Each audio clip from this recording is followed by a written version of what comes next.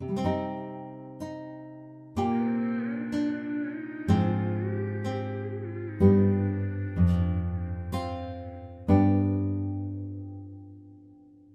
guys, today we're going to take a look at a lesser known history involving ancient technologies that you might think belong more in a sci-fi movie than in the dusty pages of historical text. We're going to be talking about ancient directed energy weapons, or DEWs. Sounds futuristic? Well, you'd be surprised to learn how far back these kinds of technologies actually go, and how they may have been hidden, dismissed, or even covered up over time. So let's get to it. So let's start off with Archimedes. I'm sure many of you are already familiar with his name. He's that ancient Greek guy that we all learned about in school, credited with inventions like the Archimedes screw and famously known for running around the streets naked shouting "Eureka!" Which, if you think about it, is a really weird story. As if Archimedes was some type of figure made to represent the technology and understandings of a previous time encapsulated into a single figure. But here's where it gets interesting.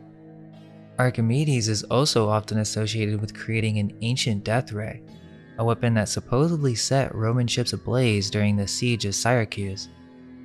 This is a very well-known story, yet, when brought up today, this account is often dismissed as myth or propaganda. So what's going on here? Could this story be more grounded in reality than we've been led to believe? And if this really was an ancient device that could melt metal, then what are the implications? Could it have been a tool for causing resets, eradicating warring nations, or even wiping out entire civilizations? Archimedes is famously credited for principles in hydrostatics and mechanics, exemplified by inventions such as the Archimedes screw, used for water irrigation, and mechanical devices like the claw of Archimedes, which is accepted to have been actually used in ancient times, but for some reason, historians think that this ancient heat ray is too fanciful of a tale, and that it was debunked by Mythbusters. Even History Channel has a video on it, but they cover the good information and then say it's aliens, which is just a shame. Is it too far-fetched to consider that the ancients devised a way to amplify light for thermal applications? If Archimedes' other inventions were not only plausible but revolutionary, why would this particular story be a fabrication? Is it not within the realm of possibility that a genius who revolutionized multiple fields of science could engineer a way to focus sunlight as a weapon? Especially when we consider that modern experiments, while not universally conclusive, have indeed shown that focusing sunlight to ignite a combustible material is possible. So could it be that we're dealing with various interpretations or even lost variations of an ancient device? It's important to recognize that the understandings of optics was far from rudimentary in ancient times. The Greeks and Romans had a reasonably sophisticated grasp of lenses and light reflection. Moreover, text from antiquity suggests that Archimedes used burning glasses as part of his death ray. This opens up a whole new avenue, as are we not confusing burning mirrors with burning glasses? Two technologies that, although similar, are not the same. This distinction might be the key to understanding the blurry line between myth and reality in the Archimedes tale. It could be that what we call a death ray today was actually an advanced use of burning glasses or Fresnel lenses and mirrors, which had legitimate and varied applications in antiquity. Burning glasses have been a topic of fascination for millennia. They're essentially large convex lenses that focus the sun's rays into a small area, intensifying the heat to such a degree that they can start fires or cauterize wounds. And this isn't just a legend. This is backed up by multiple historical accounts. Roman writers like Pliny the Elder noted the use of glass vases filled with water to concentrate sunlight enough to ignite clothing. Plutarch described a burning mirror at the temple of the Vestal Virgins. This temple was used to relight the sacred fire of Vesta, which was an eternal flame in ancient Rome. Quote, "If it, the fire, happens by an accident to be put out, it is not to be lighted again from another fire, but new fire is to be gained by drawing a pure and unpolluted flame from the sunbeams. They kindle it generally with concave vessels of brass, formed by hollowing out an isosceles rectangular triangle whose lines from the circumference meet in one single point. This being placed against the sun causes its rays to converge in the center, which by reflection, acquiring the force and activity of fire, rarefy the air and immediately kindle such light and dry matter as they think fit to apply." End quote. Aristophanes, the great playwright, even mentioned the burning lens in his play The Clouds as far back as 424 BC. Quote, Strepsiades says, "Have you ever seen a beautiful transparent stone at the druggist, with which you may kindle fire?" Socrates says, "You mean a crystal lens?" Strepsiades says, "That's right. Well, now if I place myself with this stone in the sun, and a long way off from the clerk, while he was writing out the conviction, I can make all the wax upon which the words were written melt." End quote. Another version goes, quote, "Under further encouragement from Socrates to slacken his thought into air, he imagines melting away the wax tablet carrying his indictment with a sunbeam reflected through a glass lens." End quote. Which is interesting because Plato compares wax tablets to human memory. More importantly, this reference comes about 200 years before the supposed dating of the siege of Syracuse. So let's be clear, ancient thinkers already understood that sunbeams could melt or burn objects when concentrated through a glass lens.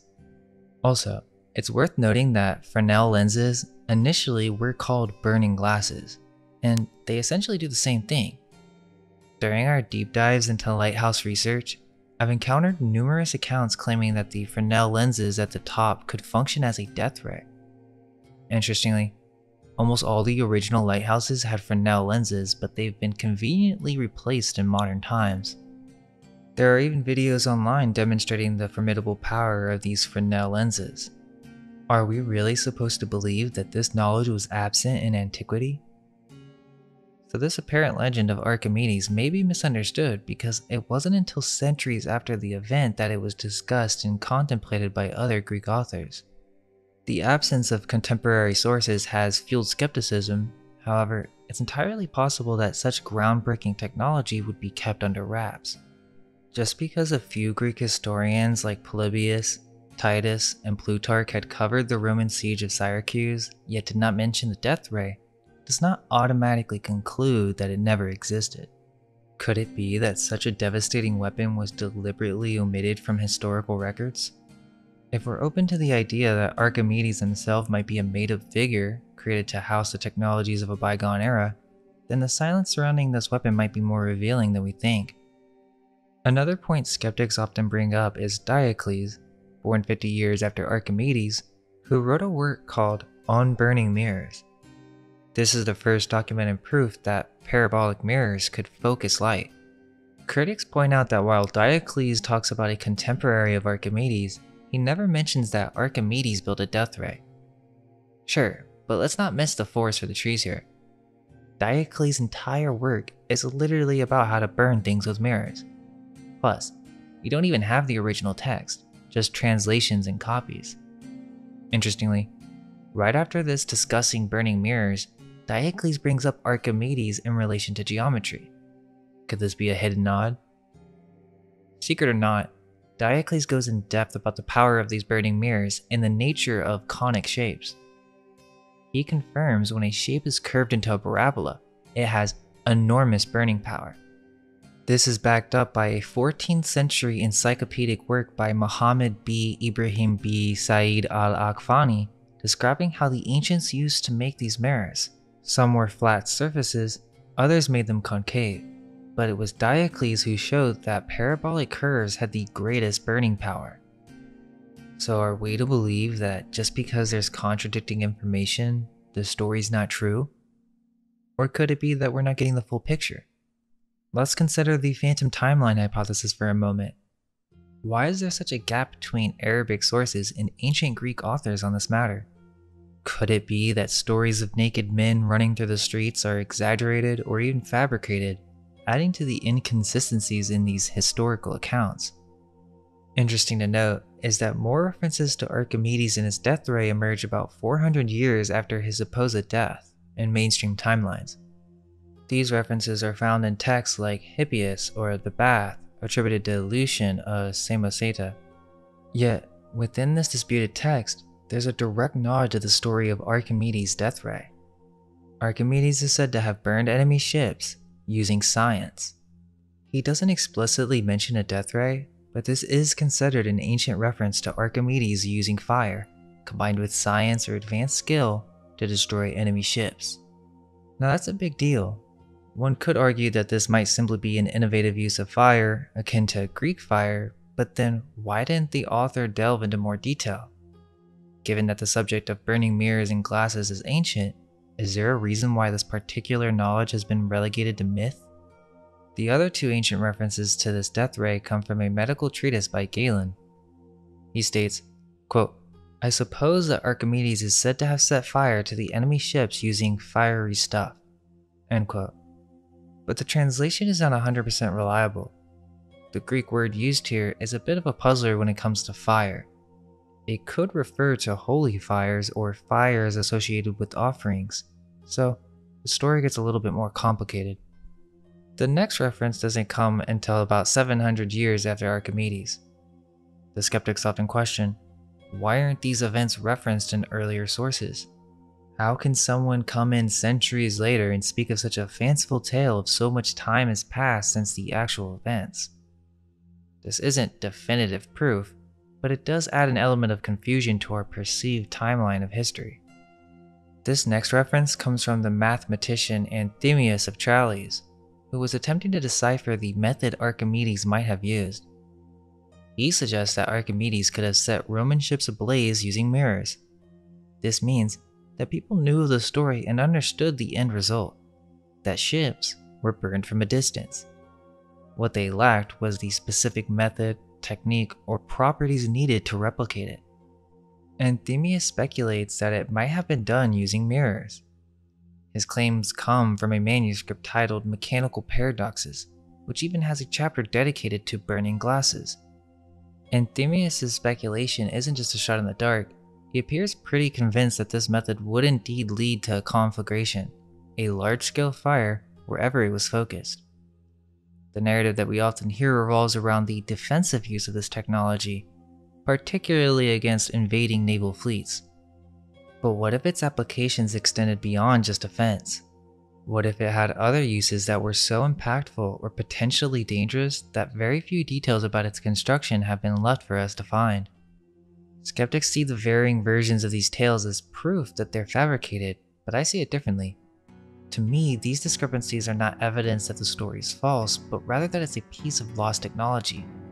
The accounts that we do have are likely attempts at reconstructing or rediscovering it. If there were no mentions of Archimedes using burning mirrors prior to the time of Anthemius, then where did he get the idea? So the notion that this was all just invented out of thin air doesn't really hold up. Let's remember, discussions of parabolic curved mirrors capable of focusing light into intense heat were occurring just 50 years after Archimedes' death. And these burning glasses and mirrors had applications in ancient Rome, even for something as mundane as cooking food. So might it be possible that Archimedes serves as a kind of cover, a symbolic figure standing in for a lost technology that used a combination of curved mirrors and lenses? In 1973, Greek scientist Dr. Ioannis Sakis conducted an experiment using 60 sailors with oblong mirrors to focus the sun's rays on a wooden ship 160 feet away, successfully setting it on fire and providing modern evidence that Archimedes could feasibly have used similar technology, a concept also supported by today's solar furnaces, which operate on a parallel principle to achieve extremely high temperatures of 10,000 suns. What's intriguing is that referring to Archimedes' supposed device, the descriptors switch between burning glass and mirrors. It could be a translation issue, or perhaps Archimedes was actually using some form of lens or ancient magnifying glass to set ships ablaze from a distance. Though skeptics like Kepler and Descartes dismiss the idea as fanciful, its validity is affirmed by a host of others, like Diodorus Siculus, Lucian, Dion, Zonaras, Galen, Anthemius, Eustathius, and Tzetzes. Tzetzes even went so far as to devise a method through which this could have been achieved using multiple mirrors. Reports describe that Archimedes' invention set not just one or two, but an entire Roman fleet on fire, reducing it to ash. So what are we really talking about here?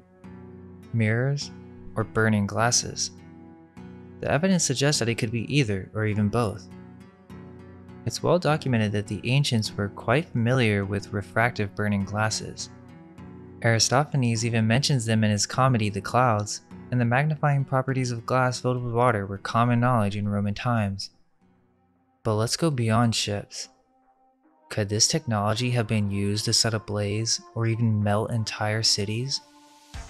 If so, it makes sense why such a technology would be cloaked in secrecy. Think about the Greek fire, another ancient weapon lost to time, which functioned essentially as an ancient flamethrower. This technology was a tightly guarded state secret, so if something like Greek fire was kept under wraps, you can bet that a death ray, a device capable of setting fire from an even greater distance, would be far more confidential. While there are educated guesses regarding the composition of Greek fire, its exact makeup remains a mystery. Could it be that they were intentionally keeping advanced, potentially catastrophic technologies a secret? That may seem far-fetched, but there is evidence to actually support this claim. It's just that it has been labeled as a result of ancient aliens. Throughout Scotland, there are numerous ancient ruins that could have served as fortifications or even entire cities. What's intriguing is that many have been subjected to extreme heat, intense enough to turn the stone structures into glass. This phenomena is known as vitrified forts, and it's been thoroughly investigated by scholars. Originally thought to be unique to Scotland, similar structures have since been discovered in other parts of Western and Northern Europe. We're talking about massive rock forts like Dun Beardle that have been completely melted. Built around 500 BC, some speculate that Stone Age people would have needed laser-like technology to achieve this level of heat. Could it have been some ancient superweapon capable of melting stone? While fans of Graham Hancock and ancient alien theories are open to the idea that the ancients had technology for melting stone for construction, they often stop short of considering that such devices could be used for large-scale destruction, potentially wiping out entire civilizations. Most of these vitrified forts are located in Ireland and Scotland. We're talking about castles that have undergone vitrification. These vitrified forts are sometimes referred to as raths, which mean fortress in Irish. Many researchers have entertained the possibility that this could have been an act of warfare, but that would require someone having technology capable of melting stone. Vitrification occurs at temperatures exceeding 2000 degrees Fahrenheit and sometimes up to 3000 degrees, making it unlikely that mere timber fires could achieve this effect. Could the Romans have been involved? The timeline is suggestive. The Romans were at odds with the Druids around the time these forts are believed to have been built, and the dating of these structures aligns roughly with the Roman siege of Syracuse. Maybe the story of Archimedes' death ray should be flipped. It wasn't the Greeks, but the Romans who may have had such technology. If this didn't occur, it's likely they would have sought to develop such a device themselves. Could these vitrified forts be evidence of some kind of ancient directed energy weapon, used to obliterate entire cities? This phenomenon is not limited to Ireland or Scotland. Evidence of similar melting effects can be seen in Turkey, affecting many castles as well as the geological structures in Cappadocia. Though Ireland is often associated with vitrified forts, this phenomenon also connects with Scotland, as many of these structures date back to between 1200 BC and 400 AD. The most well-known examples in Ireland are the vitrified castle near the village of Shantamon in County Cavan, and another in County Londonderry, Northern Ireland. Both forts are on private land, so you need permission from the landowners to investigate. The mainstream explanation suggests that these forts were built using timber and stone, and the timber was then set alight to fuse the stone. However, there's actually more evidence supporting the existence of Archimedes' death ray than there is for this particular construction method, which isn't mentioned by any ancient text. Isn't that worth considering? While several ancient references support the concept of a death ray, modern experiments have also proven its feasibility. On the other hand, no modern experiments have successfully demonstrated that you can melt stone in this way for construction purposes. The phenomenon of vitrification isn't limited to Ireland and Scotland. It's a subject of study across the ancient world. Some researchers have even questioned whether the stones used in ancient Peruvian architecture were melted. Perhaps this connects with the Visby lenses, a collection of manufactured objects made of rock crystal found in Viking graves on the island of Gotland, Sweden. These lenses date back to the 11th or 12th century and possess surprisingly advanced characteristics like biaspheric surfaces and optimized surface profiles for better image quality. Interestingly, most of these Visby lenses were discovered alongside Viking artifacts, but their level of craftsmanship indicates a knowledge of optics that, according to mainstream scholars, shouldn't have existed back then. It's speculated that these lenses could have been produced in Byzantium or Eastern Europe, but that doesn't explain how they ended up with the Vikings of Gotland, who were themselves entrenched in complex trade networks. Interestingly, the Goths of Gotland also had many sun rune stones as well. There have been suggestions that these lenses could have been used for magnification, the creation of telescopes, and even starting fires. Well, we do know now that there is compelling evidence that intense heat turned some ancient cities or forts into glass. The root cause seems to point either to warfare or some cataclysmic event. Intriguingly, medieval lore is rife with stories of enormous fires descending from the sky and annihilating cities. This kind of narrative isn't new. We've all heard of the biblical tale of Sodom and Gomorrah, where it rains sulfur and fire, akin to Greek fire. Lot's wife was turned into a pillar of salt, or vitrified.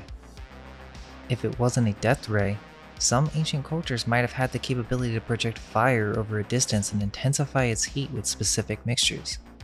Moreover, in Homer's Iliad, gods often intervene by sending down fire in various forms to assist one side or the other. Ancient texts from China and India also describe what could be considered advanced warfare, featuring fire arrows and other weaponry capable of being launched over significant distances. Some argue that these could be embellished accounts of real historical events, perhaps involving some form of ancient technology or natural phenomena. Also, the concept of the camera obscura connects with this. Mentioned by Aristotle in the 4th century BC, and later elaborated upon by Chinese Moist and Iraqi polymath Alhazen, reveals ancient interest in optics and light manipulation. Shen Kuo, a statesman from China's Song's dynasty, was the first to clearly outline the relationship between focal points, burning points, and the pinhole camera in his Dreampool essays from 1088 AD. Then there are the biblical accounts, like the trumpets at the Battle of Jericho, which can be interpreted as a possible reference to ancient directed energy weapons. According to the story, the Israelites marched around Jericho's walls, culminating in priests blowing horns while carrying the Ark of the Covenant. The city walls then miraculously crumbled, allowing the Israelites to carry out a devastating attack. Is this discussing a form of ancient dew, potentially pointing to the use of acoustic energy weapons? This understanding has its roots in ancient cymatics, which was incorporated into ancient architecture for positive spiritual pursuits. However, it's possible that the same knowledge was also harnessed for more nefarious purposes, such as causing destruction. The Book of Revelation delves even deeper, describing the 7 seals, the sounding of 7 trumpets, and the pouring of 7 bowls, all leading to catastrophic events on Earth. For instance, the first trumpet causes hail and fire mixed with blood to rain down, incinerating a third of the trees in all green glass. Revelation 8, verse 7. These narratives might well be describing some form of advanced, possibly weaponized technology or phenomena rather than merely divine intervention. The idea of trumpets or directed weapons causing localized destruction is a recurring theme in various medieval manuscripts, suggesting there's some substance to these accounts. And burning glass technology isn't confined to just Archimedes. We should also distinguish between burning mirrors and burning lenses. For instance, Proclus, a 6th century figure, is said to have used such technology to destroy Vitalian's fleet during the siege of Constantinople. Alhazen, too, discusses burning glasses in his Book of Optics, which itself draws from older Greek works. Roger Bacon, the famous 13th century alchemist, also wrote about the capabilities of burning glasses among other optical devices. The fact that this technology was discussed by alchemists implies some level of secrecy or specialized knowledge. There are actually many alchemical engravings that depict these devices. Giambattista della Porta, the author of Natural Magic, also talks about the application of burning glasses. Engravings from the 17th century confirm that these lenses were used for practical purposes like starting fires, validating their existence and use around the 1650s. In the realm of optical studies, the correspondence between Welsh mathematician John Bulkley and Thomas Harriot in the late 1590s offers more than meets the eye. Bulkley's inquiry about a gargantuan planospherical lens, 48 feet in diameter, has been largely dismissed as the ponderings of an imaginative mind, but such quick dismissal may be premature. Harriot's extensive calculation about the lens' optical and burning properties indicate a level of seriousness that should make us question whether this was merely a theoretical exercise or an exploration into something more substantial. Harriot's meticulousness in using both the sine law of refraction and interpolation from Whittlow's refraction tables showcases a scientist committed to precision. This suggests that he considered the concept of a large lens capable of burning objects from a distance more than just an amusing mathematical problem. Also, Harriot was not working in a vacuum. The idea of large burning glasses was a part of an English tradition of inquiry about optics, fueled by audacious claims like those from Thomas Digges, who claimed that his father's glasses could burn objects located half a mile away.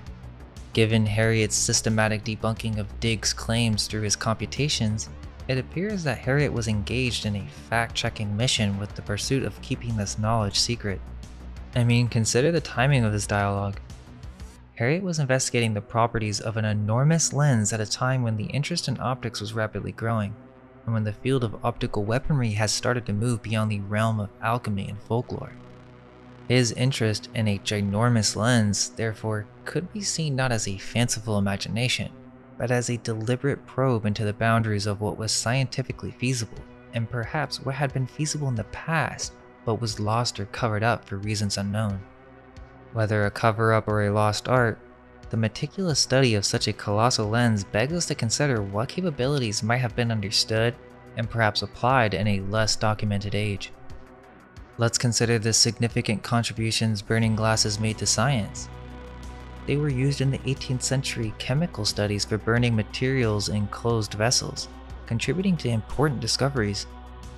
Lenses like these contributed to the discovery of dephlogisticated air, what we today know as oxygen. Clearly, this isn't just some magician's parlor trick.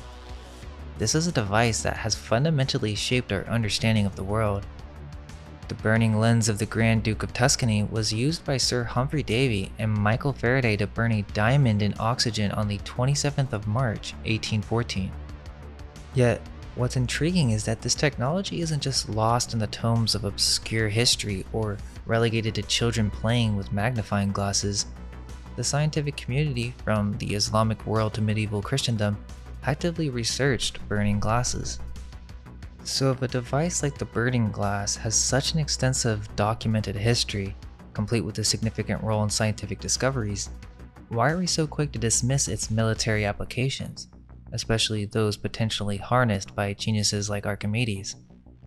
Is it not conceivable that Archimedes could have taken the basic principles of the burning glass and amplified them with his unparalleled understandings of mathematics, optics, and physics? The puzzle pieces are there, but perhaps it's the lens through which we view history that needs adjustment. Could it be that we're reluctant to believe that the ancients might have had a grasp on what we consider to be modern technology? Is it easier to believe that all the burning glasses and mirrors were nothing more than mere curiosities rather than potent scientific tools? The very terms directed energy weapons or DEWs carry with them a whiff of futuristic scientific fiction-like mystique. And yet, as we've seen, the basic principles for these kinds of weapons were laid down millennia ago. It begs the question, if these devices were effective in warfare or other forms of power assertion, wouldn't it be advantageous for the ruling elites to keep these technologies a secret? The knowledge could be categorized as state secrets, reserved for those in power. In that scenario, mythologizing these tools would serve as an effective form of disinformation, keeping the general population in the dark while preserving the technology for exclusive use. And maybe most interesting of all, these death rays were used at the world fairs, such as a device known as the Pyraleophorus showcased at the St. Louis World's Fair in 1904. Created by Portuguese priest Manuel Antonio Gomes, aka Padre Himalaya, the Pyraleophorus wasn't your average burning glass. Instead of using a single lens, it employed a concentric parabolic array of mirrors to focus sunlight to a single point.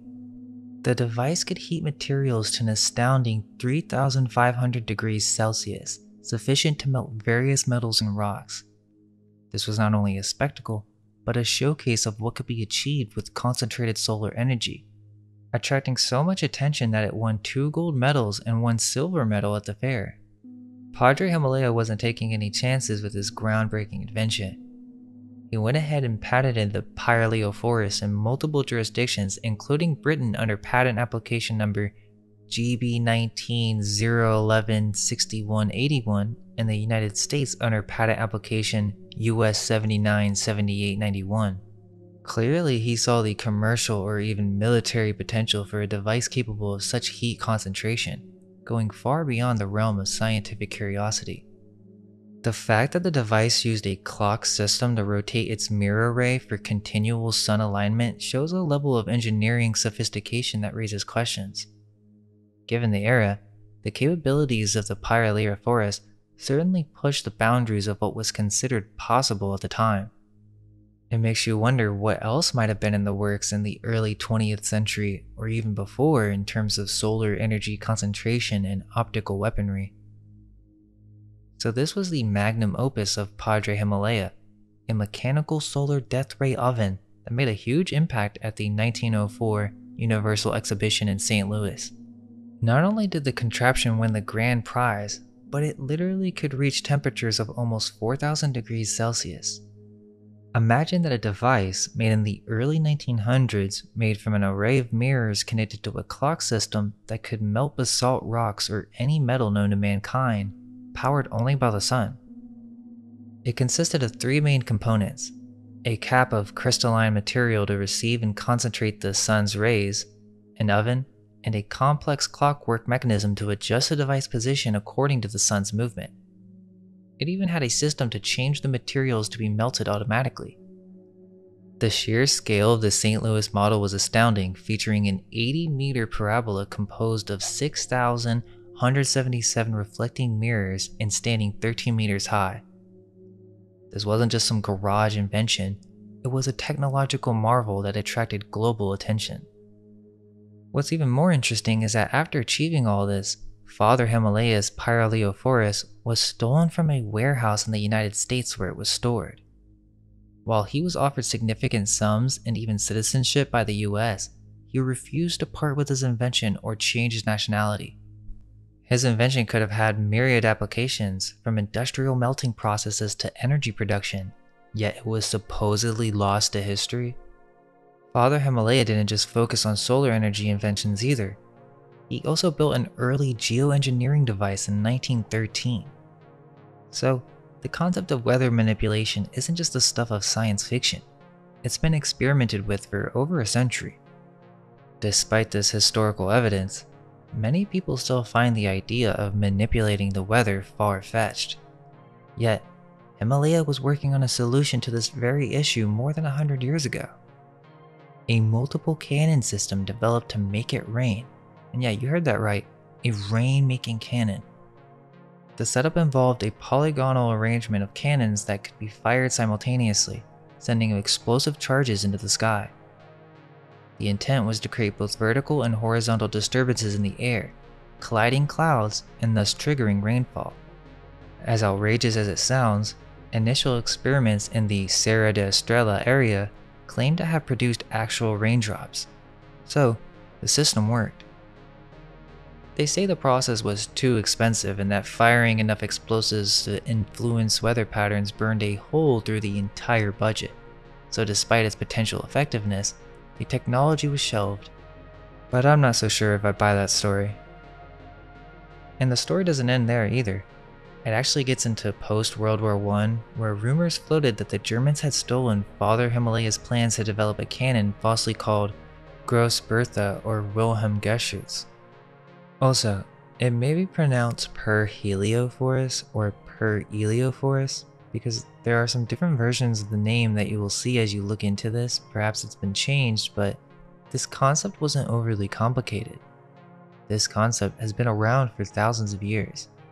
Diocles discussed the powerful burning capabilities of parabolic mirrors long ago, and there was an interest in creating large lenses.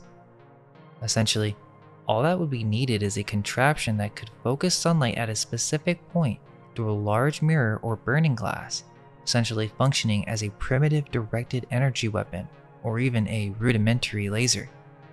So were lasers truly invented only in the mid-20th century? Or were similar devices known to ancient civilizations? If such a device existed that could melt objects or set fires from a distance, was it ever used for warfare? Could it have been used to destroy ships or even entire cities, erasing them from the pages of history? What do you think? Did the ancients possess such a technology? Is nothing new under the sun? Let us know in the comments, and all we can hope is that our minds may be unveiled. Let go of everything you think to be true. Relax the mind and ask the question, do I truly understand what this reality is?